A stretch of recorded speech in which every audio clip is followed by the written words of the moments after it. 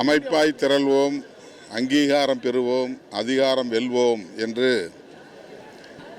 பல ஆண்டுகளுக்கு முன்பு நான் முழக்கம் எழுதினேன். அதை நாடுதோறும் ஓங்கி உரத்து முழங்கினேன்.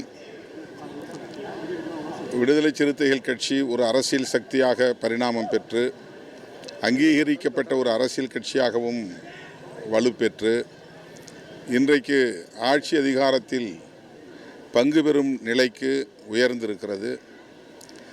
இந்த நிலையை எட்டுவதற்கு எல்லா வகையிலும் ஒத்துழைப்பு நல்கிய பொதுமக்களுக்கும், நாங்கள் அங்கம் வகித்த மதசார்பற்ற முற்போக்கு கூட்டணி கட்சிக்கும், இன்றைக்கு எங்களை தோழமையோடு மதசார்பற்ற ஒரு அரசை அமைக்க வேண்டும் என்கிற நோக்கத்தோடு காங்கிரஸ், இடதுசாரிகள், விடுதலை சிறுத்தைகள், இஸ்லாமிய முஸ்லீம் லீக் ஆகிய கட்சிகளின் ஆதரவை வெளிப்படையாக கேட்டு பெற்று அதிகாரத்தை பகிர்ந்தளித்திருக்கிற தாவேகா தலைவர், தமிழ்நாடு முதல்வர் விஜய் அவர்களுக்கும், திரு ஜோசப் விஜய் அவர்களுக்கும் எமது நன்றியை உரித்தாக்கிக் கொள்கிறோம்.